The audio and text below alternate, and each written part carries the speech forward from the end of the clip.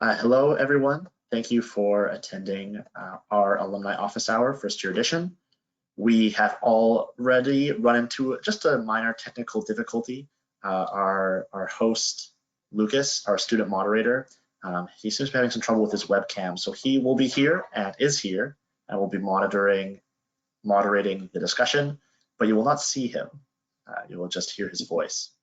So my name is Kieran. I am a kind of staff member with the University of British Columbia, and Nate is our alumni panelist. I'll allow Lucas to provide a more thorough introduction, but just wanted to give you all some context for why you don't see Lucas on the screen. So without further ado, Lucas, I will hand it off to you. Thanks, Kieran, for that introduction.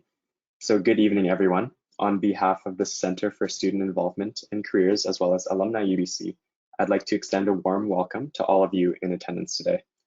We appreciate you being here to participate in this exciting talk with one of our alumni, Nathaneal Leung.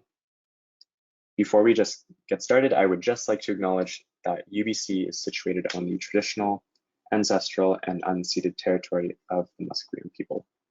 My name is Lucas Rumpel, and although you cannot see my face, you can hear my voice, and I will be the student who is moderating today's Alumni Office Hour. I'm also a member of the UBC Student Alumni Council, and if you have Instagram, you can follow us on social media at UBCSAC. At Alumni UBC and the Center for Student Involvement and Careers, we understand the value of mentorship and building community, particularly during times of high stress. We hope to use these virtual alumni in collegiate office hours as a tool to help first-year students address their fears, make connections, expand their community, and be mentored in a safe, small group setting by Alumni UBC. As you may know, the Center for Student Involvement and Careers supports students throughout your academic journey by connecting you to experiences, resources, and people that will help you achieve your personal and career goals. They offer a variety of programming, including orientations, mentoring, volunteer, and leadership opportunities, as well as workplace learning. You can visit students.ubc.ca to learn more about the center and their services. Today's Alumni Office Hour is a partnership with the UBC Hub of 10,000 Coffees. With 10,000 Coffees, students can connect with a network of over 3,000 other students and alumni to develop their skills and build their network. As you already know, this event is recorded through GoToWebinar, and the video will also be available after the event through the Center for Student Involvement and Careers. All participants are muted for the duration of the event. We will have a Q&A opportunity in the second half. You are welcome to type in your questions at any point during the presentation in the Questions tab. From this Questions tab, I will take questions and I can present them to to Nathaniel in our Q&A portion. Your questions will remain anonymous if they are typed in. Please keep your questions short and concise. It'll provide us with an opportunity to answer more of your questions. Now, today, I am extremely excited to introduce today's speaker, Nathaneal Leung, or Nate for short. Nate graduated from the University of British Columbia with an Applied Science bachelor's degree in engineering in 2014. He is currently working as an energy project manager with Loblaw Companies. In this talk, Nate will be happy to share his story about his experience as a first-year student at UBC, as well as the lessons he learned that became useful to his career and life after leaving university. So without further ado, I will now turn things over to Nate. Hi, good evening, everyone. Right now, hopefully everybody can see my presentation slides, as I don't really see it on my screen. Can I confirm with you on that, Lucas? Perfect, cool, perfect. So on my slides, you can see I'm the energy project manager, energy manager for Loblaw for BC, and I'm a graduate of UBC myself too in 2014. So let's first start with the agenda. Next slide.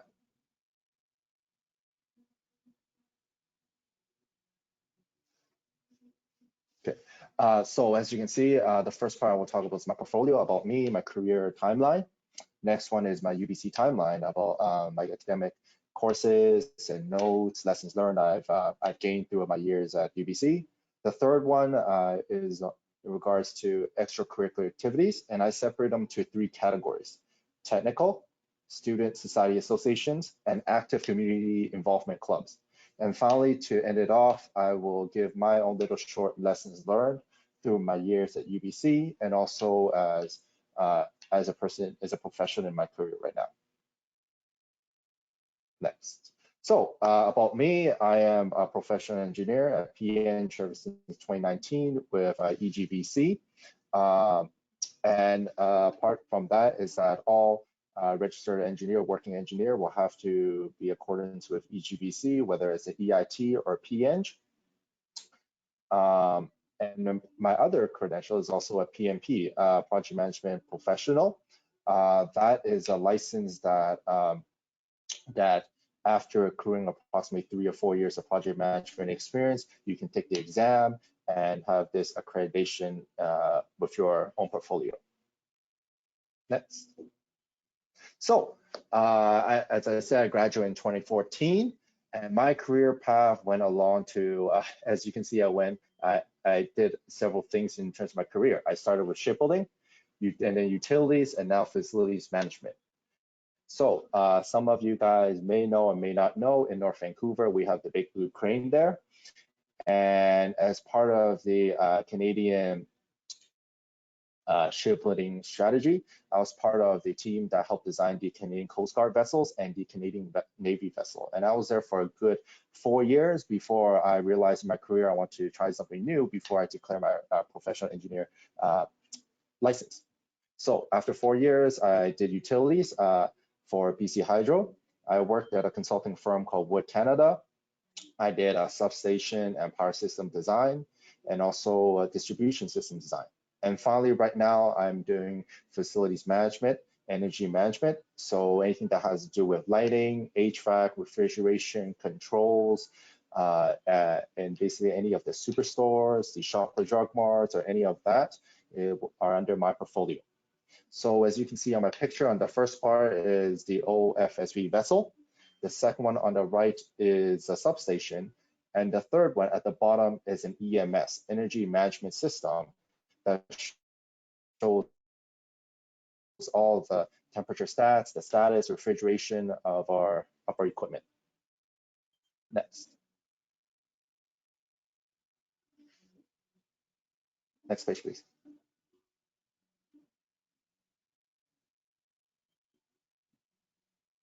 Cool. Okay. So the first part I'll talk about is my academic timeline. So for me, I took 5 years. Now, a long time ago, engineering actually used to be 5 years. But in accordance with the university degrees from the other faculties, they shortened it to 4 years. Now, for me, I took 5 years because for me, I didn't really have a sense of which direction I wanted to go in terms of my specialization until I hit my 3rd year, 4th year.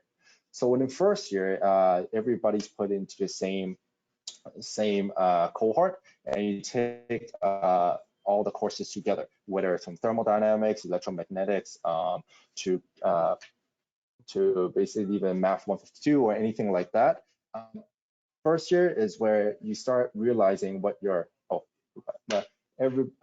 first year is where you start realizing which specialization and strengths you are. So for me, I honestly did horrible in thermodynamics, but I excelled in my electromagnetics and magnetostatics. Okay, so then by after first year, I declared that I want to go for electrical engineering. But within electrical engineering itself, there's different kind of specializations. So by the time it hits 3rd year, I took telecommunications, I did nanotechnology, I did power systems, power electronics, and I realized that my strength and my interest falls under power systems. So eventually, by the time I hit 5th year, I basically strategically tailored all my courses towards power systems. Now, that being said, there's really no requirement of which stream you want to take, but definitely do take your time to figure out what interests you. Next page. So here are some things, my notes for myself that over years after graduation, I realized. Number one is summer courses. So I took 5 years, Yes. And partially the reason is because I wanted to also do things extra during my school year. I was able to take approximately 4 to 5 courses per semester instead of the usual 7 courses per semester because I took my summer courses. So my first advice for everyone is that if you're able to, knock out the math courses, knock out the English, knock out the non-core degree courses like microeconomics, macro, or anything like that, okay? Doesn't have to be engineering faculty, it can be in arts, science, or anything. I highly suggest that while you are either interning or you're working during the summer to knock out those courses so that during the school year, you can focus your time towards the courses that matter the most. Second one are personal projects. So one of my personal projects for me was or even something for myself was that one summer I decided to learn AutoCAD by myself, and I drew basically a house and basically a layout by itself.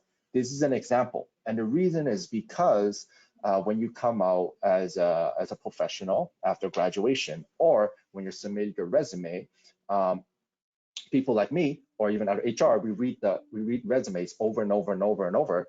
And the first question that we ask ourselves, and we also ask the candidate, is what makes your portfolio more special than the person that's right next to you? So my second advice is to take on personal projects so that you can add into your portfolio.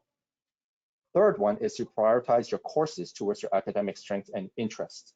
So here's a little background about me, okay? So a long time ago, I thought about doing pre-med, okay? I thought about doing medical school after engineering. But then here's one thing I realized is that although I was good with math, physics, and all stuff like that, I was horrible in biology. Plain, simple, just memorizing biology, I wasn't good at it, okay? So I sort of realized that my strength is not really there. I'm interested in learning biology, but it's not my strength. So that's why I'm not a physician. Now, number two is to also recognize your strength too, which is, for example, like I mentioned earlier, thermodynamics was not my favorite, and I was not good at it. Like my exams were horrible on that, but my electromagnetics were very good. I excelled in it, and that's where I recognize what my strengths are. So definitely prioritize your courses towards your academic strength and also what interests you. And the fourth one is academic course planning. So the good thing about UBC and all the other faculty is that they give you a selection of what all your courses are, okay? So technically you can build your own roadmap of what kind of career you want to build yourself towards. For example, if you're in the first year and you thought about, hey, you know what, I'm interested in software or computer engineering. Well, if you go online into our UBC courses, you can see which ones are applicable and actually try to gauge your timeline to taking those courses, and even find out which ones you can do during your summertime. And finally, the last one is to prioritize your deliverables. And this is very important, okay? Every task, every assignment, and every project are commitments for your course.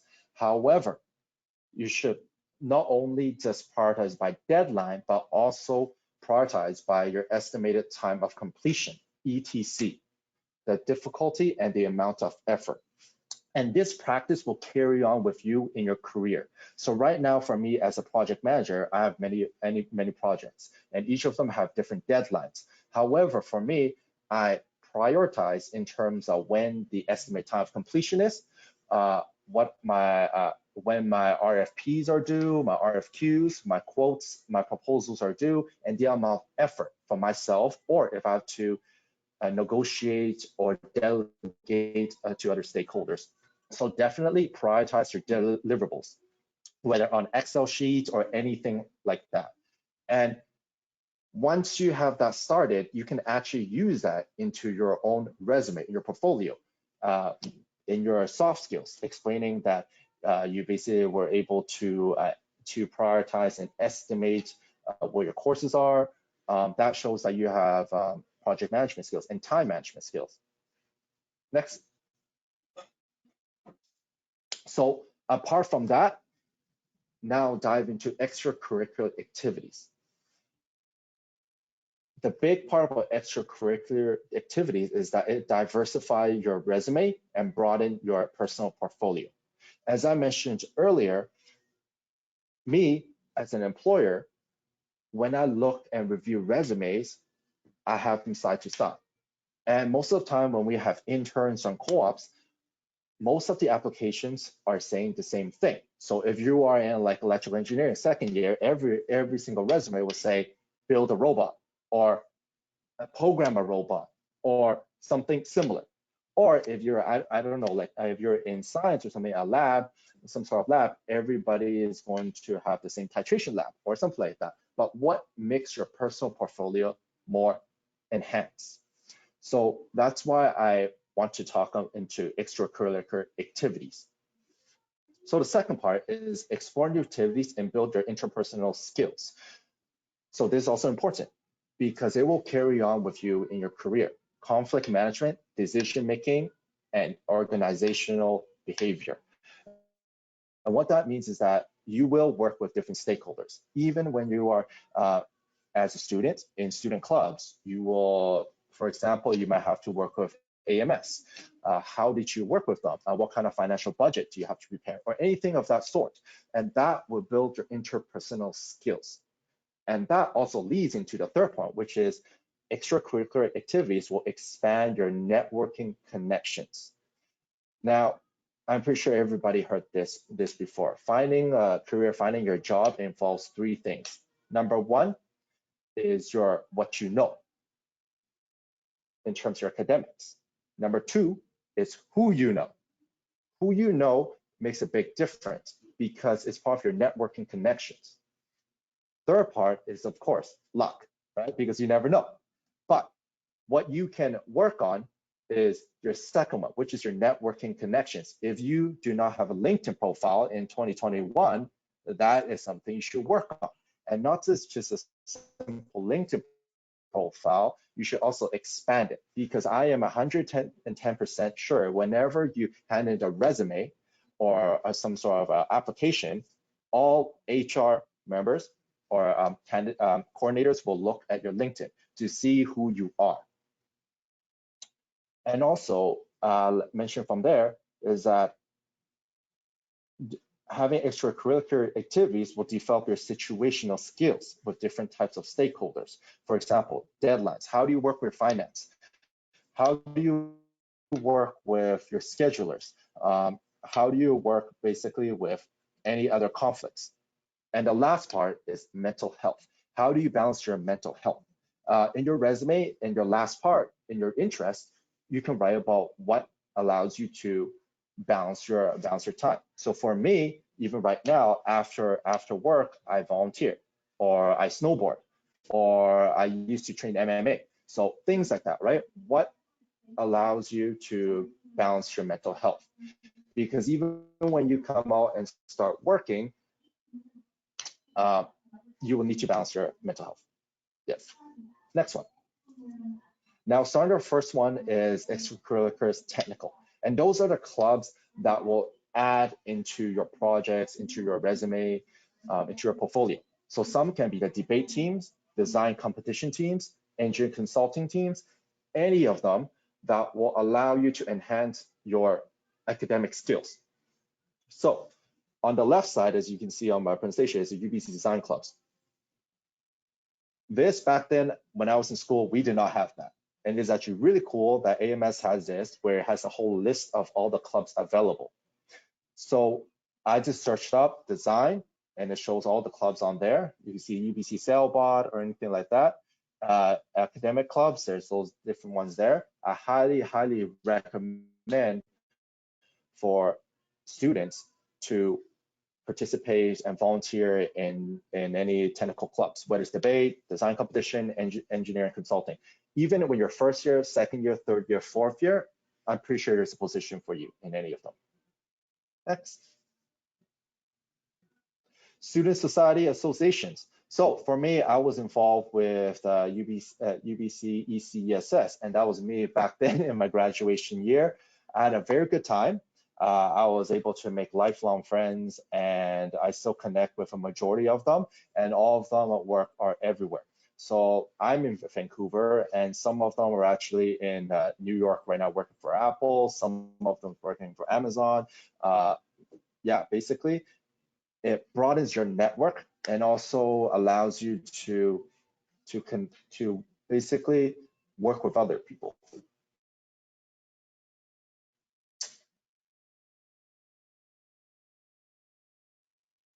Next page. Now, the last part is active community involvement clubs. And this is where I meant about balancing your mental health, something outside of your usual routine. So on the right side, something interesting about me is that back when I was in school, I actually was a member of the UBC Shito-Ryo Karate Club. So if that picture on the right was a yearly beach practice right at English Bay, and I'm actually right there running over there. So that was something that I enjoyed myself. You can join the kendo club, dance club, salsa, badminton club, anything, okay? Anything to add into your portfolio and also to, like I said, balance.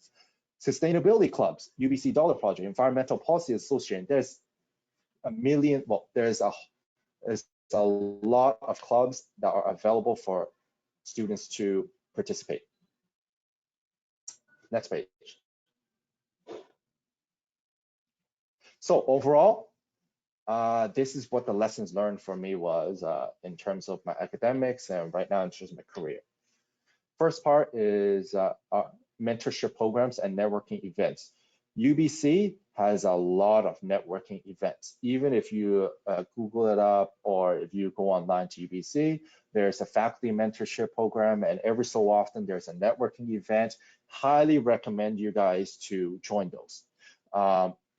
Back then, I was a mentee myself too, and to this day, I still communicate with my mentor. He was my very first mentor 6 years ago, and right now he works for Microsoft. Even though he's more of the software engineering type, and I'm more of the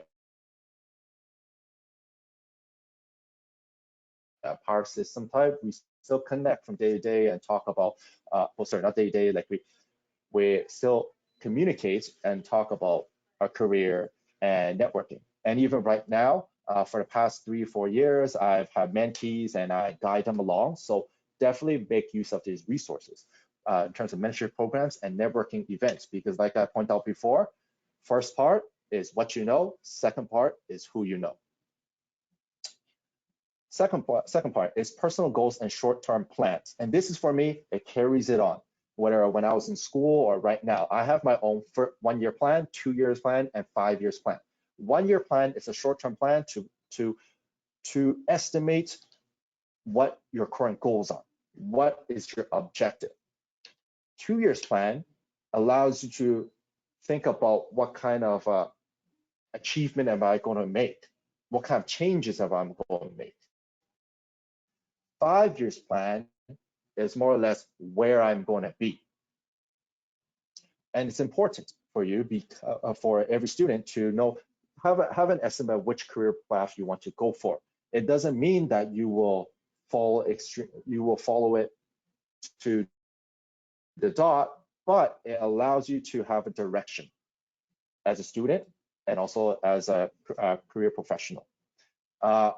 Like I said, going back before, for me, I did shipbuilding, I did utilities, and now in facilities management. I never knew that, but I knew that for myself, I wanted to be an electrical engineer designer, gain my experience from there, and then move on towards project management. And that was part of my 5 years plan.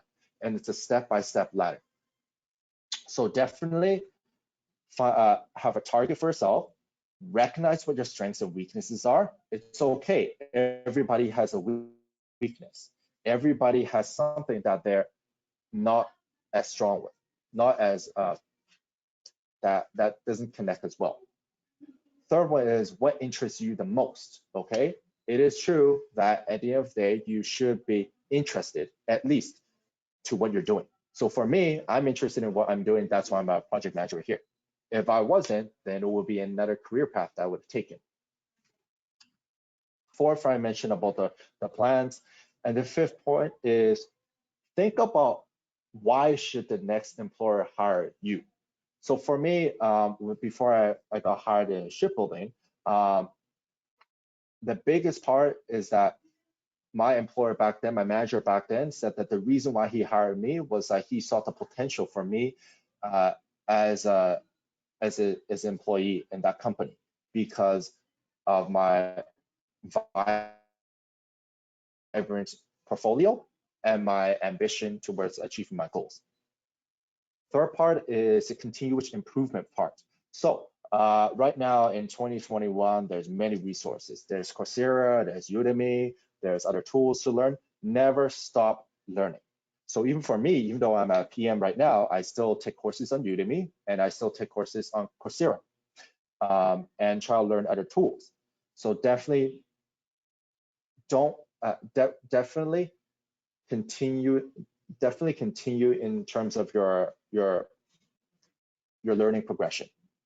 And the last part I'll leave on here is that mistakes are inevitable. However, this is also another term in the career we use is develop a root cause analysis. A root cause analysis is a term that basically means how do you rectify the problem and prevent it from reoccurrence, and also find out what causes this. It's okay to make mistakes as long as you understand where you make the mistakes, how you made the mistakes, and how to prevent it from reoccurring again. Next. So this is a life lesson. Actually, the story is that my current employer actually asked me this question during one of my interviews. Who do you work for? I want you guys to think about that. Who do you work for? Whether as a student or as a career professional, who do you work for? Next. Next page. So, who do you work for? Remember this, you work for yourself, your loved ones, and family, while your loyalty lies with your obligations and company. Okay? You work for yourself, your loved ones, and family, while your loyalty lies with your obligations and company, and never forget that. And yeah, next page.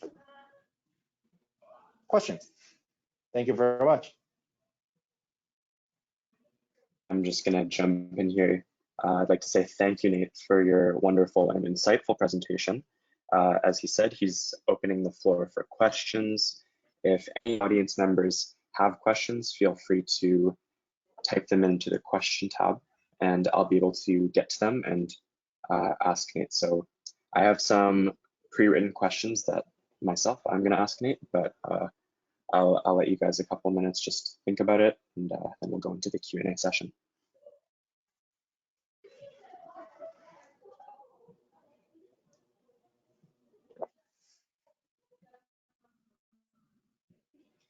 So as you're thinking about questions, or perhaps you may have had questions during Nate's presentation, I'm just going to start off with a question that may be on the minds of many of you. As we know, UBC is having online classes this year. As a result, a lot of students have been living at home. A lot of international students have been staying at their homes. They haven't been able to attend campus and experience university life for the first time. So Nate, I think my question to you is, you mentioned how you were involved in so many clubs. If you go back to early 2010s as a first year, I want to ask you, how did you meet friends and build community in your first couple of years at UBC? So there were two big parts for me. The first one is the student association. I remember in my first year, I sort of volunteered, not really. It was about second year that's when I realized that, hey, I got to step outside my boundaries.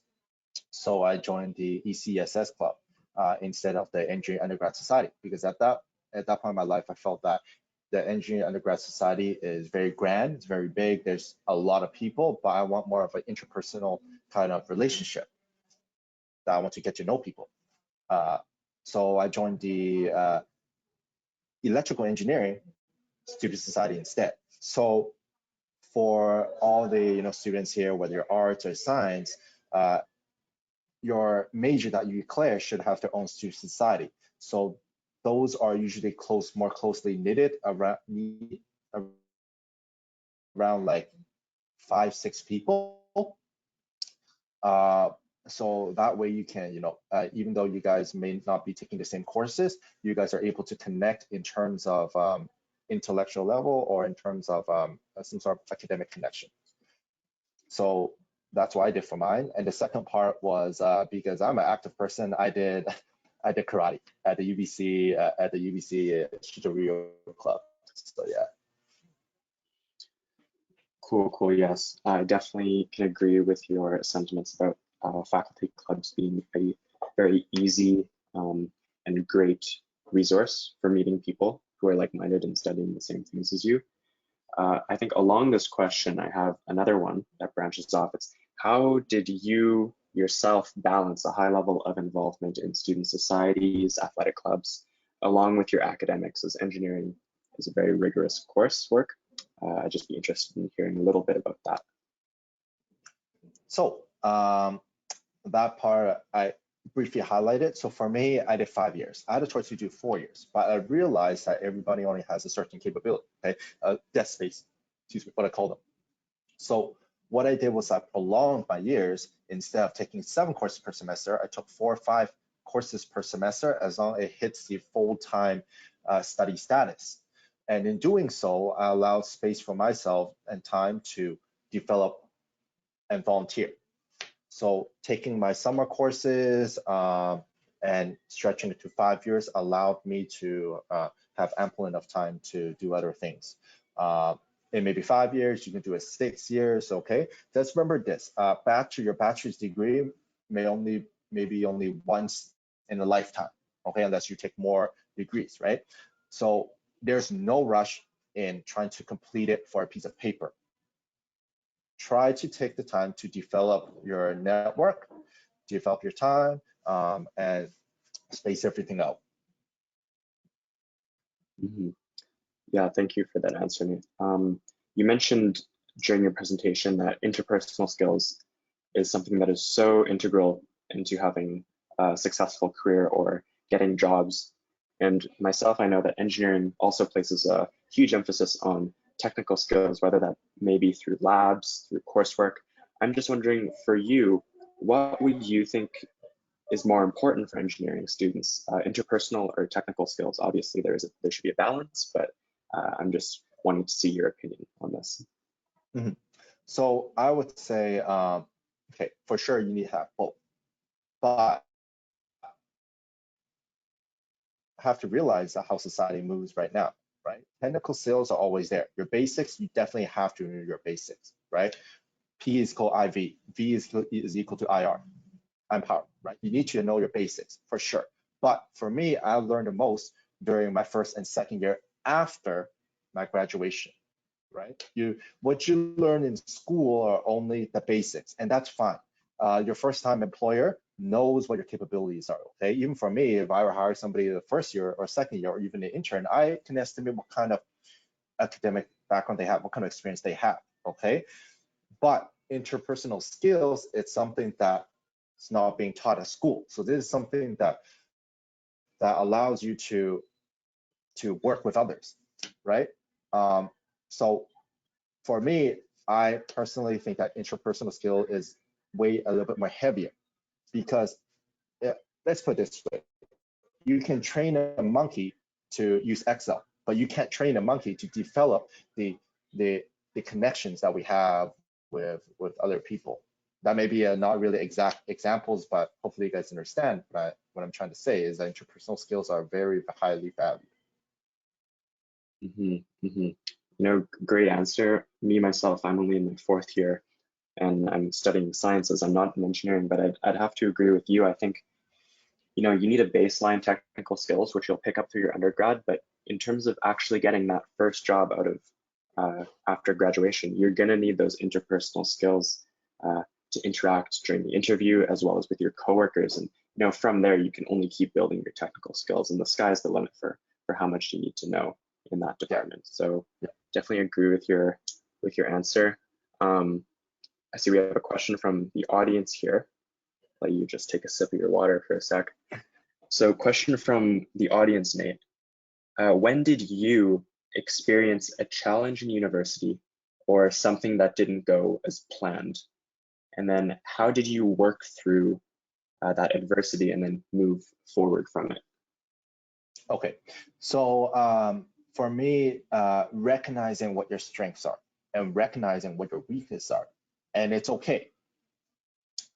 As I mentioned earlier, first year when I was an engineer, first year I think physics 153. If it's still the same course, first semester is always thermodynamics and then kinematics. Thermodynamics, I was horrible in it, so I recognized myself. Okay, this is a struggle for me. No problem. Let's see what else I'm good at. And I realized that electromagnetics and magnetostatics were my favorite. So I worked towards that. So prioritizing what your strengths are and working using that is important. The second part is that even with your weakness, how can you work with it in terms of how can you enhance those skills? Okay, like for me, like I said, thermodynamics was not my greatest, but it doesn't mean that I was failing in it. I was decent in it, but not enough for me to be interested in it, and it was a weakness of mine. So I would say work with your strength, and tailor towards it. Totally, yeah. I think I can relate as a science student to getting that first midterm mark back in first year calculus. That was definitely a shock and told me that I shouldn't be going into statistics or mathematics and maybe pave the route of biology instead. So definitely something I can relate to. A couple more audience questions. Is co-op necessary? Co-op in engineering. Okay. So for me, I actually never did co-op. I never did co-op. I should have, like thinking back, if I had known, I would have gone for co-op. I would have gone for internships, things like that. I definitely highly recommend people to go for co-op internships abroad, because when you bring back to Vancouver, when you come back, it shows that, hey, you took the initiatives to work outside of where your safe zone is. So is it important? Yes and no. For me, I never did co-op, but I wasn't sitting at my desk doing nothing every summer, right? I was doing things to accompany that, things that allow me to enhance my skills and to increase my portfolio. So my answer is no, it's not required. I do not think so. Another question from the audience is any tips for finding a mentor?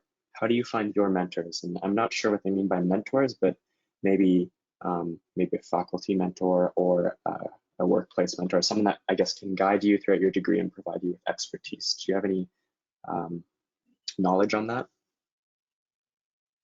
Okay, so there's actually two streams.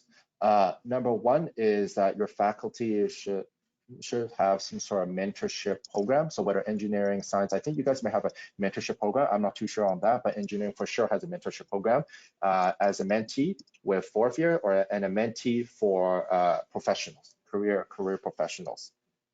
That's one stream. The second stream is actually working with professors, and that allows you to find out whether that's what you like.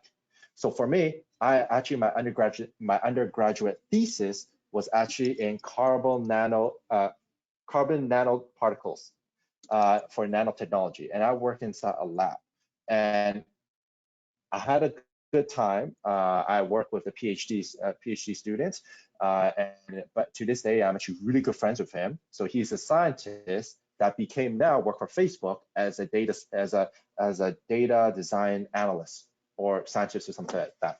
And why do I bring that up is that the mentors that you meet doesn't have to be necessarily completely related to you academically. They can be life mentors, but there are many avenues. So first one is your mentorship program from your faculty. Second one, approach your professors. Your professors would are more than happy to help you, And even the third one is even in your student society, there's some upper years. If you go, work with the student association, some of them they can be your mentors too.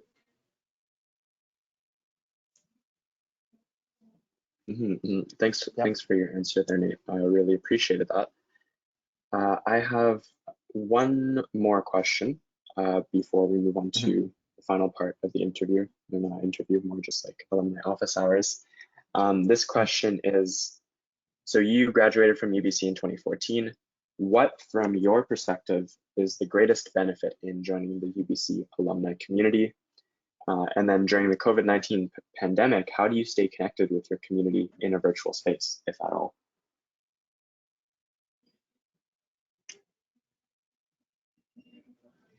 So, okay, let's first of all why I wasn't the UBC alumni. So for me, I guess it's for me, I like connecting with other mentors and also with mentees. And back then when I was in first year and second year, I did not have a mentor.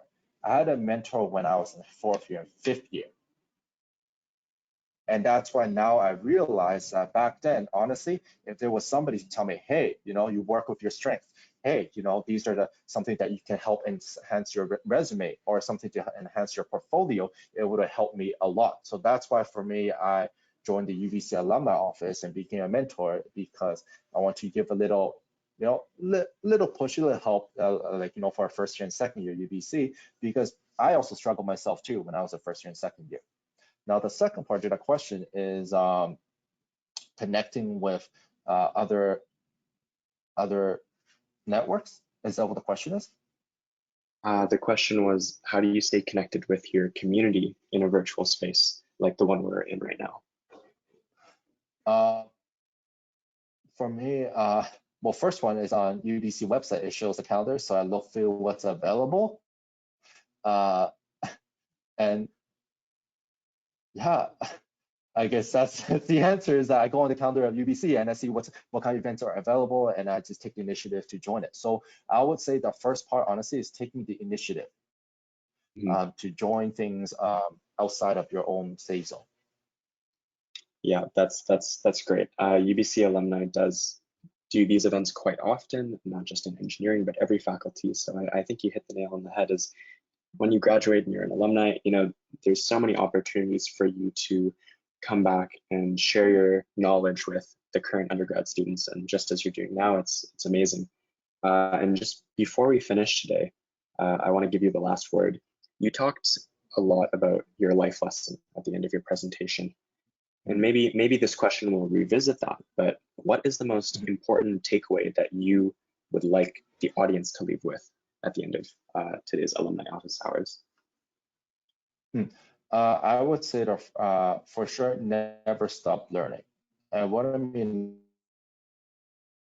never stop learning is after when you graduate from your bachelor's, from a degree, don't burn your textbooks, don't throw away all your notes, or notes maybe, but don't throw away all your textbooks, because you never know. For example, right now I'm a facilities, like a project manager for facilities management, and I had to relearn refrigeration. So the Carnot cycle, basically how pressure and temperature work, that's in the university physics textbook. So I actually had to dig through it and just quickly read through it just to, allow myself to review myself, right? So my biggest point is never stop learning, whether it be, something that interests you or something outside, because it can also be a table topic when you bring it to a networking event. For example, I go to another networking event and I talk about something random. That builds a connection between you and whoever you meet in a networking event. So, like I clarified, never stop learning, even when you're graduated and a professional now. Really amazing advice. And Nate, I'd just like to thank you again for taking the time today to share your story. For our students in the audience, we're going to offer more alumni office hours throughout this winter term too. To see when those are scheduled, be sure to check out your virtual Collegiate Canvas calendar for future events. All future alumni in Collegiate Office Hours will be included there, as well as many other events and activities. I also encourage you to visit Careers Online. That is a website that I myself have used to find jobs for my undergrad, as well as the UBC Hub of 10,000 Coffees, as well as the UBC events calendar to stay up to date. So thank you again to our incredible speaker, Nate, for sharing his experiences and insights today.